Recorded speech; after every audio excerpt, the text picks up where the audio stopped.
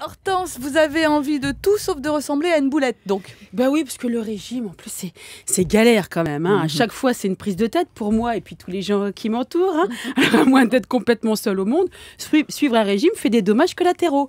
Hein, faire un régime, ça demande de la volonté. Mais si vous vivez en famille, être la seule à faire un régime, c'est injouable. Ah non, non, tout le monde doit s'y mettre. Au petit déjeuner, être la seule à tromper son œuf dur dans le café, pendant que les autres se beurrent leur tartine de Nutella, ah, c'est plus un régime, c'est de la torture. Alors, donc, première chose, convaincre son entourage de participer ou de les obliger. Voilà. Alors, de toutes les manières, c'est vous qui faites les courses. Hein. Alors, prévoir aussi 1 heure de plus au supermarché, parce que comparer les tableaux de calories inscrits en minuscules à l'arrière des paquets de gâteaux, ça prend du temps, ça sert à rien, mais on le fait quand même. Alors, puis, il faut se poser plusieurs questions. Quand commencer un régime et quel régime, hein? Alors, avant les fêtes, après les fêtes, avant l'été, après l'été. Hein. À en croire tous les magazines qui nous filent le bourdon. Hein. Pareil, les pubs à la télé, on devrait se mettre au régime tous les mois. La pression, j'ai trop mangé pendant les fêtes, je ne me reconnaissais plus. N'exagérons rien, on se reconnaît quand même avec 2 kilos de trop. Hein. Ou alors, je suis boudinée dans mon maillot de bain. La fille, elle doit faire 32 kilos toute mouillée. Alors bref, on ne commence un régime hein, où on s'arrête de fumer, c'est même combat, que le lundi. Ou éventuellement le lendemain. Vous n'entendrez jamais une femme vous dire j'ai commencé mon régime vendredi, mais plutôt je commence lundi ou demain. C'est comme ça, il faut le savoir. Hein.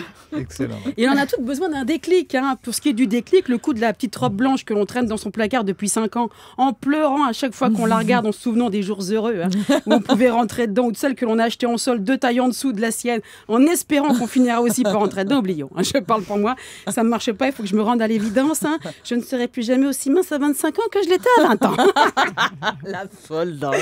Alors moi, le déclic s'est fait quand j'ai regardé une orange et ensuite mes cuisses, hein, parce que oui, même au niveau de la couleur...